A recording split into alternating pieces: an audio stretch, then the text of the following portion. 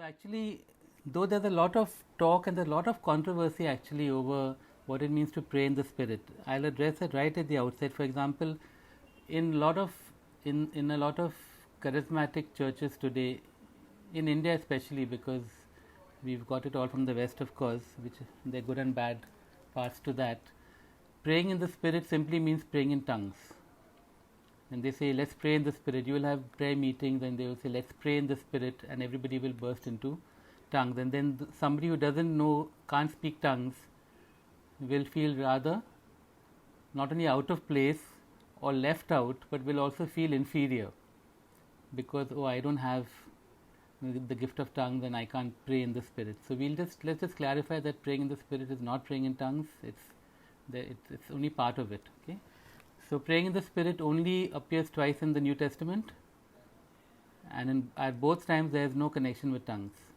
Okay, so we'll start with Jude 1 verse 20, and I'll just share the verses and share a little bit about them. Okay, Jude 1 verse 20 says, "But you, dear friends, by building yourselves up in your most holy faith and praying in the Holy Spirit, keep yourself in God's love." And he goes on with a little more exhortation. Okay, so this is one of the two places that the word comes, where we are told to pray in the Holy Spirit, and really it simply means this. The word that's translated pray in can mean pray by means of, it can mean by pray with the help of, pray in the sphere of, pray in connection to.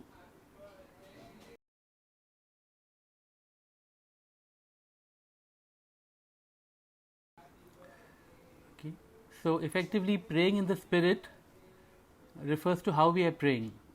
Okay, it can include the words or not the words, but how we are praying according to the Spirit's leading.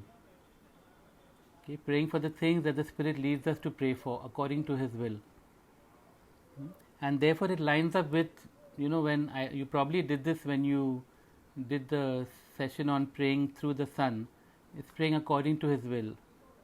Yeah, just nod your head if that's possibly what came out, that to pray in Jesus' name is to pray according to His will. Just like you go in somebody's name to somewhere, if you go in someone's name to a third person, you're carrying that person's authority and power and will. Okay, and so praying in the spirit has a similar meaning to.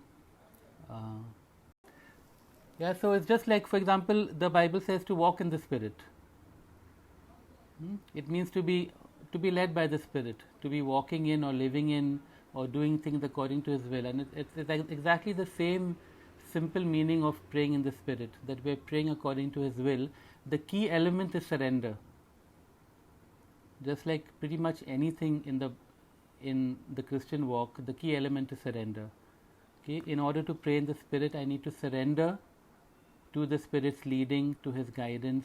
I need to surrender to His will. I need to surrender to what is on His heart. And as we go along, we'll see that. I've actually more and more, because of the kind of environment we live in, what comes in the news, what nonsense is there on the internet, it is so important to know what the Spirit's will is in something. So important to know what is on the Father's heart. This thing about being surrendered in our prayers. Okay, you want to pray according to what is on the Father's heart. Now you probably know that Jesus is interceding at the right hand of the Father. You want to align your prayers with His intercession. Imagine if He's praying one thing and you're praying something else. What's the point? And who helps us to do that? The Holy Spirit. He knows what's on the Father's heart. He knows what Jesus is praying. He knows what is God's will. And we want to align with that in our prayers. Okay?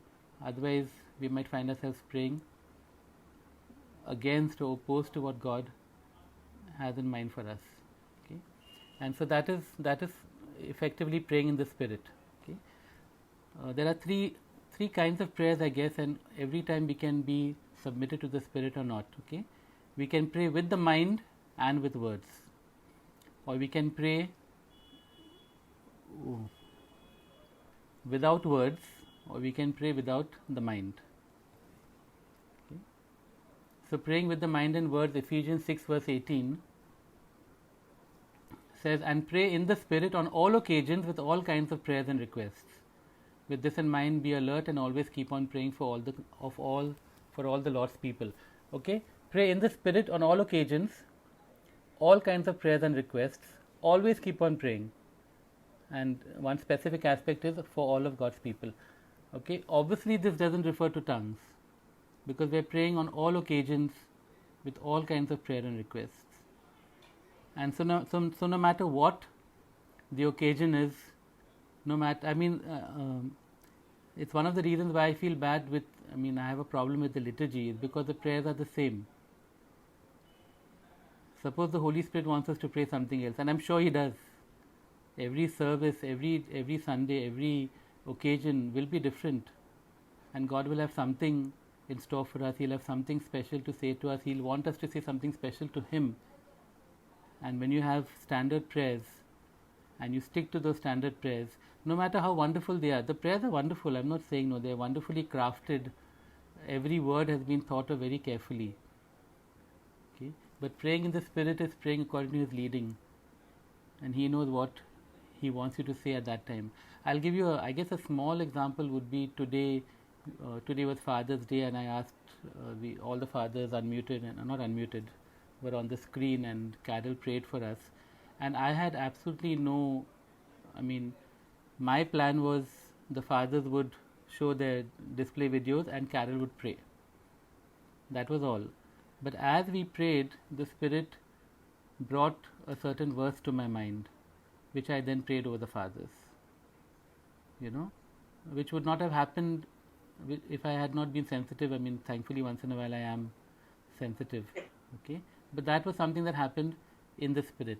Let's look at two verses to see that what Paul was up to. For example, Acts 19 verse 21, it says Paul decided in the Spirit to go to Jerusalem. Acts 13 verse 1 to 3 says, while they were worshipping the Lord and fasting, the Holy Spirit said, set apart for me Barnabas and Saul for the work to which I have called them. So after they had fasted and prayed, they placed their hands on them and sent them off. Okay, the Spirit revealed His will, but still prayer accompanied their obedience. They didn't say that, okay, the Holy Spirit said something, now we'll just do it. They still prayed. And if they were praying in this case, I'm sure that when Paul felt in his spirit, or he felt the Holy Spirit telling him, go to Jerusalem, he would have prayed for that. He would have prayed for that situation. He would have prayed for what he's supposed to do over there. All that would be praying in the Spirit. It's not an esoteric, ecstatic kind of praying. It's just common sense. You're praying with the mind and with words. But you're being led by the Spirit. You're being led by His will. You're sensitive to, He already knows what you may encounter. He already knows what you will need.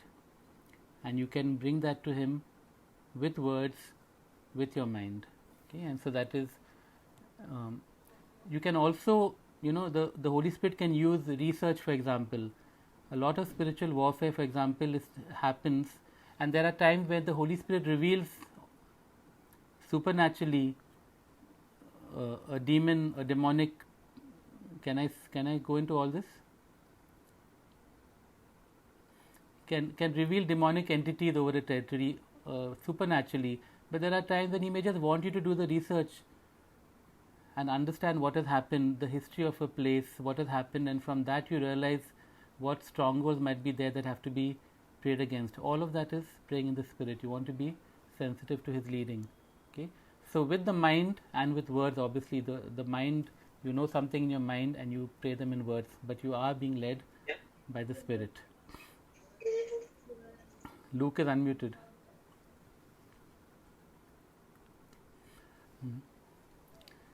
Then, and this David Paulson's talk was very nice about this. He said that you can also pray without words. And actually when he said that, I thought immediately of tears. And then he mentioned that as the third point. But the first point he mentions is groans. Okay, Exodus 2 verse 23 to 24. During that long period, the king of Egypt died. The Israelites groaned in their slavery and cried out, and their cry for help because of their slavery went up to God. God heard their groaning, and He remembered His covenant with Abraham, with Isaac, and with Jacob. God heard their groaning. They were experiencing something, and their groans went up to God as prayer. Now you would say, but are groans prayer? Well, aren't groans a type of communication. That's all that prayer is. And if somebody groans, immediately that they are expressing a certain kind of feeling and emotion. And it's the same with God, with what happened here. This is an Old Testament thing, so I won't say praying in the Spirit for that, but as an example of groans as a way, literally their groans went up to God. He heard their groaning, just as He hears prayers, because it was the same thing.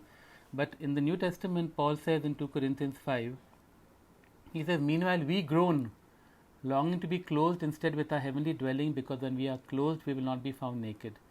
For while we are in this tent, by which he means this earthly body, we groan and are burdened. And his whole point is that we want to be freed eventually from this earthly body, this way of living, which is a struggle, into our eternal bodies, our heavenly dwelling. And he says that we groan. There's something coming from deep within. And that is something that the Spirit stirs in us. Why do I say that? Because actually most people are looking for comfort in the world. They're yearning and desiring and looking for comfort in the world. Paul is saying, but we are not. We are groaning for our eternal dwelling. We are groaning for our eternal bodies. And that was the prayer. Okay. The second without words is sighs. Job 3 verse 24, for sighing has become my daily food, my groans pour out like water. And the psalmist says in 38 verse 9, all my longings lie open before you, Lord, my sighing is not hidden from you. Again, a sigh is a way of communicating. If somebody sighs, if Nestin says something and Prema sighs, immediately he's going to look at her and wonder, okay, she doesn't have to say any word, he will know that she's thinking something or feeling something. It's the same with God. Okay, and it's so interesting because we see it with Jesus, and the word actually can be translated two ways. In Mark 7 verse 34, when Jesus is praying for I think it's a deaf man, he looked up to heaven and with a deep sigh, and that word is "or groan." Actually the word can be used both ways, which is what I found so interesting. Said to him, Ephata, which means be opened. And so Jesus, as he is healing, gives a deep sigh or a deep groan. Okay. Praying in the Spirit, he's feeling something very deep and compassionate. He's feeling deep emotion, and that gets expressed in the sigh before the word, which is the command for the ears to be opened. Okay. The Spirit is the one who will, if we are connected to the Holy Spirit and we are surrendered to Him, He will give us. And that's one of the things I really feel very strongly that often I lack when I want to pray for somebody with who is not well or something. I want to feel an emotion of compassion, otherwise what's the point? Or when I'm praying warfare prayers, I want to feel a sense of anger or some forcefulness, because that aligns with the word of the prayer, otherwise what's the point? And the Holy Spirit is the one who enables us to do that. Okay, tears. And I'm so happy that tears are part of this, because then lots of prayer has gone from highway, because highway people cry at the drop of a hat. Okay. And at one point, I used to think that, okay, people are crying because they're overwhelmed, which is true. You're overwhelmed with a sense of God's presence. But I think it's also that you're feeling something that cannot be expressed except through tears. But God knows what you're expressing. Okay, I remember one awesome day actually, when we did 24 hours of prayer and worship. That time we were at All Saints, and I think we finished 22 hours. We had gone through 22 hours of that, and we had bedding and all that. People went into the room and slept for a while, came back, and we just went on and on for those. And it was in the 23rd hour that something, the Holy Spirit just came in a way that and the only expression was crying. Everybody was crying. Everybody was just crying at different degrees of sobbing and weeping, and some of them just went on for almost the entire hour, and there was nothing happening in the mind. It was just no words, nothing, just crying. The Holy Spirit was doing something. And Psalm 56 verse 8 says, record my misery, collect my tears in your bottle, are they not in your record? The whole sense of our tears are collected by God, they are before Him. I guess a good example is Hannah. In her deep anguish, Hannah prayed to the Lord, weeping bitterly. Not only were her words, prayers. Actually, before she could pray, she was weeping. That weeping itself was prayer. Okay, and then we know, I mean, this is a good example of the Holy Spirit before the New Testament doing something, because we know that she ended up submitting to God's will in this very prayer in 1 Samuel chapter 1, and the rest is history. Okay, so when we pray in the Spirit, we pray with the mind and with words. We can pray without words, but we can also pray without the mind. Okay, and that is what is called tongues. So we first come across tongues in Acts chapter 2, the day of Pentecost. When the day of Pentecost came, they were all together in one place. Suddenly a sound like the blowing of a violent wind came from heaven and filled the whole house where they were sitting. They saw what seemed to be tongues of fire that separated and came to rest on each of them. All of them were filled with the Holy Spirit and began to speak in other tongues or languages as the Spirit enabled them. Now that word for tongues is exactly the same word for languages. Okay? And the reason why we say tongues is because in the King James Version they said tongues and they meant language. There was no spiritual purpose, no spiritual meaning to it, but that's how they used. You know, if you met somebody during King James time, they would and he spoke another language, you would say, "Oh, you speak a different tongue." That's all it meant. Okay, then over a period of time, it became spiritualized, and I think it just makes sense to say tongues now, so you understand the difference. Okay, what is a tongue? A tongue is a language that you have not learned. It's as simple as that. Speaking a language that you have not learned. And at Pentecost, they were human languages, because if you go on to read in Pentecost, all the people from all over the world have gathered over there, and they say they're speaking in our languages.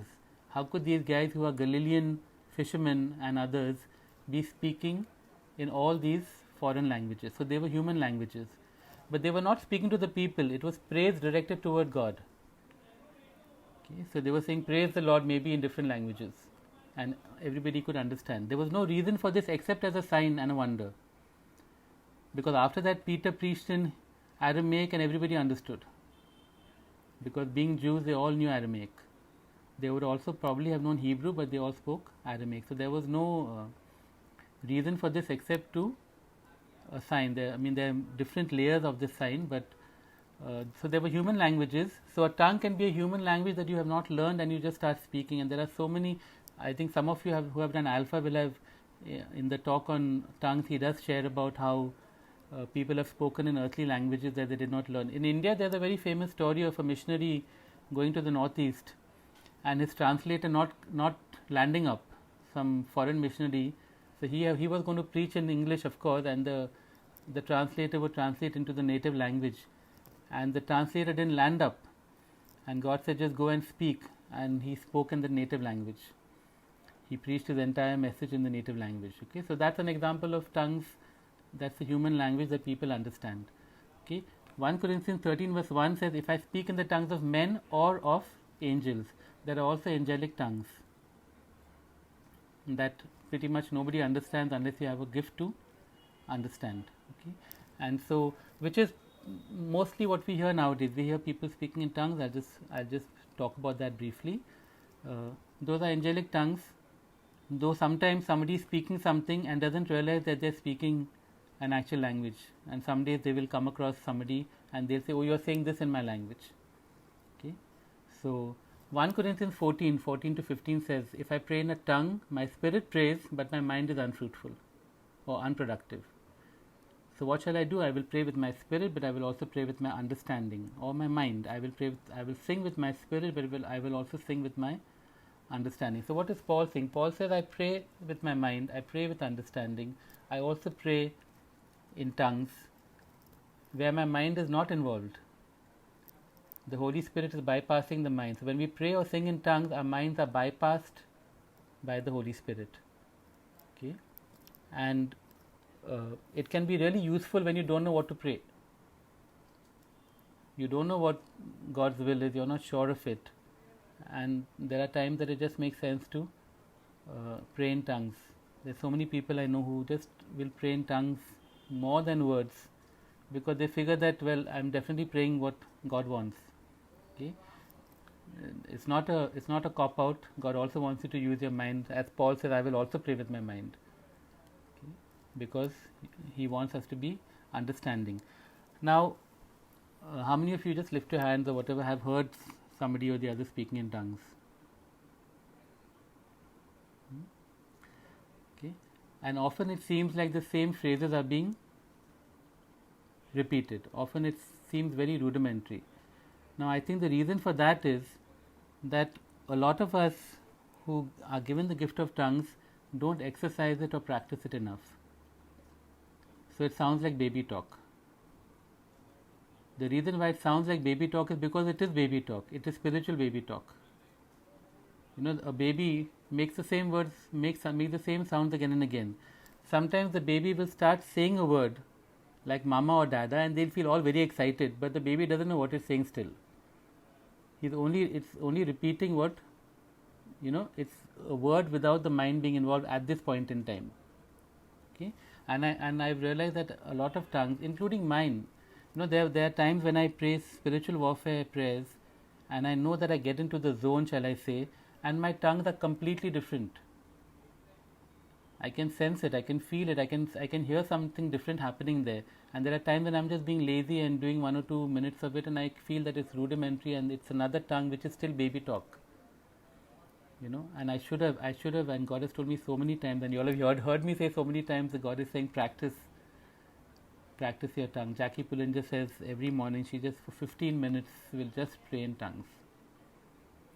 And her ministry was completely revolutionized by that. Okay, tongues has got a really bad rep, got too good a rep and got a bad rep as well. Okay, but 1 Corinthians 12, and I won't go into them, but if you read 1 Corinthians 12, it says clearly that the gifts are given by the Spirit as He determines. So not everyone speaks in tongues. Not everyone has to speak in tongues. Okay, unfortunately in the Pentecostal system, it ended up being that if you don't speak in tongues, they're not filled with the Spirit. Because when Pentecost happened, they were filled with the Spirit and they spoke in tongues.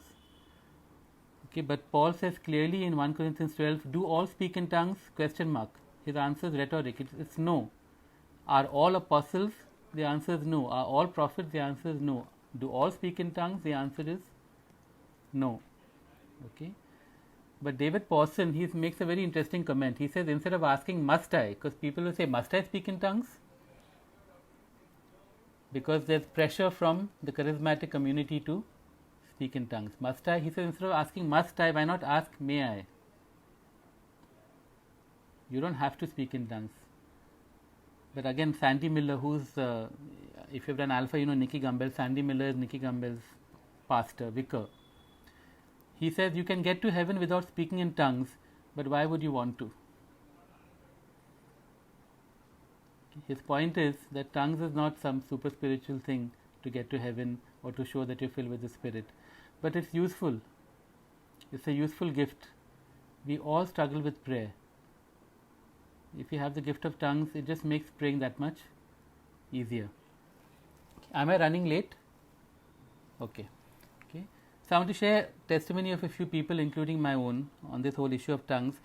And all of this happened when we were in an Anglican church. So it was all like underground. Okay.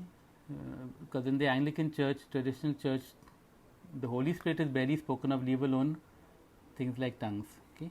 And I come from an Anglican background myself, and I got introduced to tongues, and I think for about 10 years I prayed for the gift of tongues.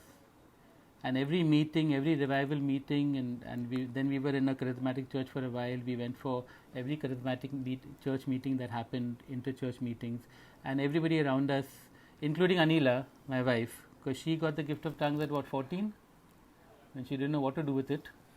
Somebody prayed for her, she gave her life to Jesus, and boom, she got the gift.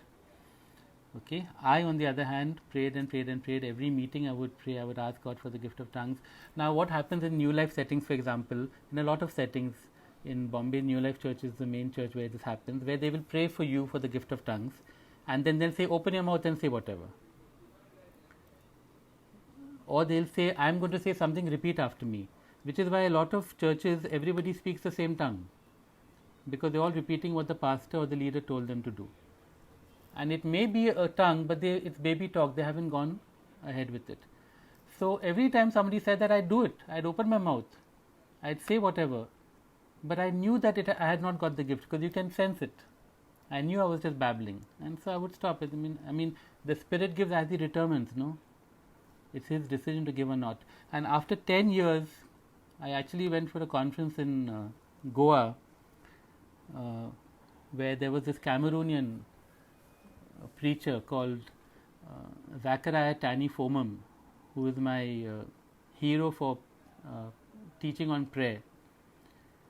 And at that meeting, he prayed for people to receive the gift of tongues. And it was so strange because he asked us to stand up, and only 3 of us stood up in the whole hall, because everybody was charismatic and they all spoke in tongues, or thought they did at least, and 3 of us stood up. And that day when I opened my mouth, I knew there was a difference. I knew that I'd got the gift. And to my eternal shame, I have not exercised it as much as I should have, or allowed it to develop. Okay, but other than highway, and that time we were in another church, all of us, Anil, as I said, got it without even asking very early. I remember the first Alpha course that we did, and Carol and Anne were helpers, and they were going to, and we talked about praying for tongues, and they said, no, we don't want it, we don't want to be out of control. And sure enough, they didn't get it, because God is not going to force it. And the second Alpha course, they were ready to receive, and they both got the gift right there.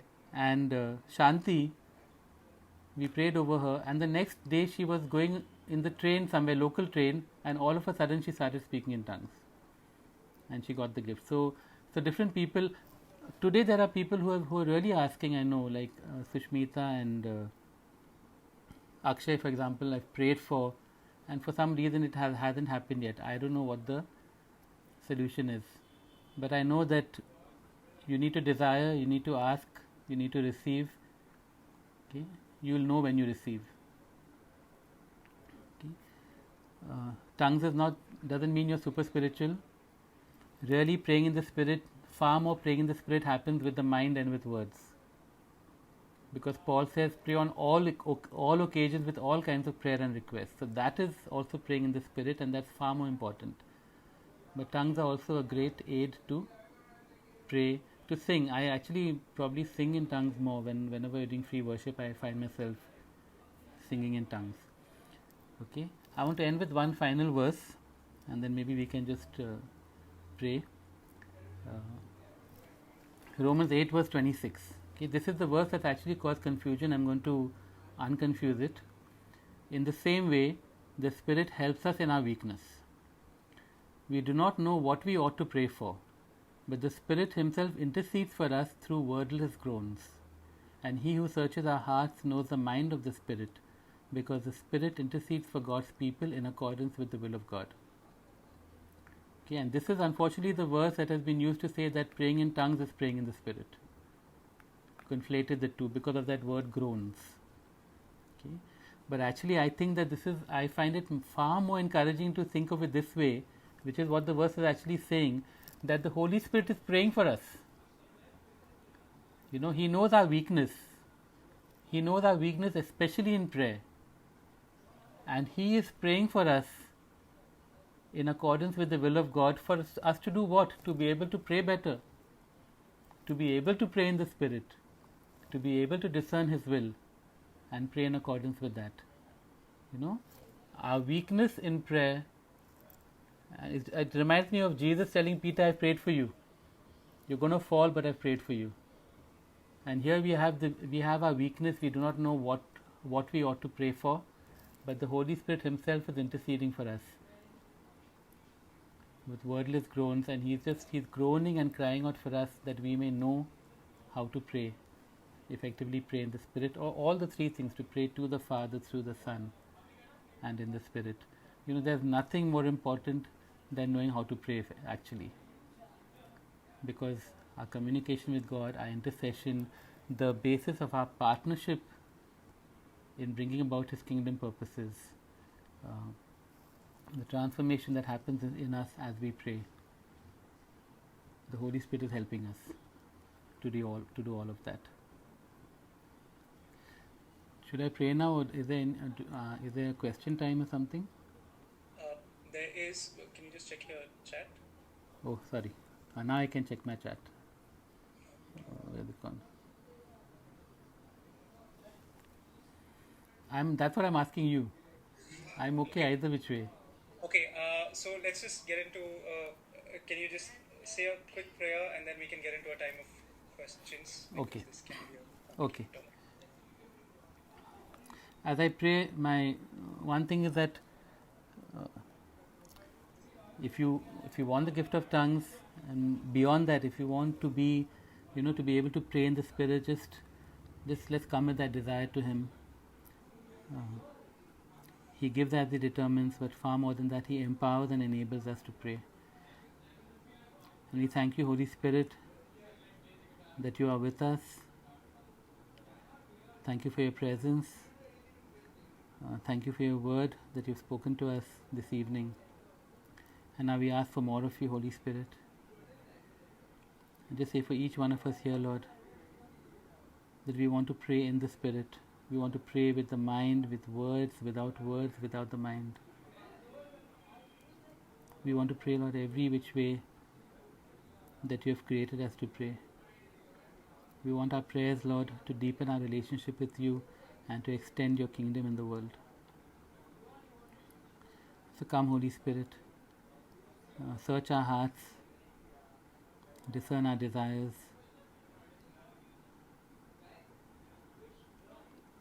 I pray for those, Lord, who are longing for the gift of tongues, whether human or angelic, that you will anoint our tongues,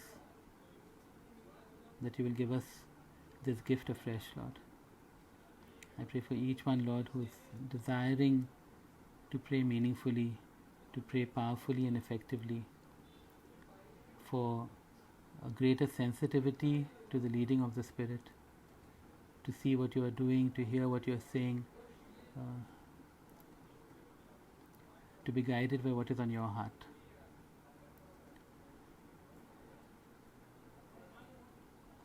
Lord, I pray that from this moment on, our prayer lives will be different. In Jesus' name, Amen.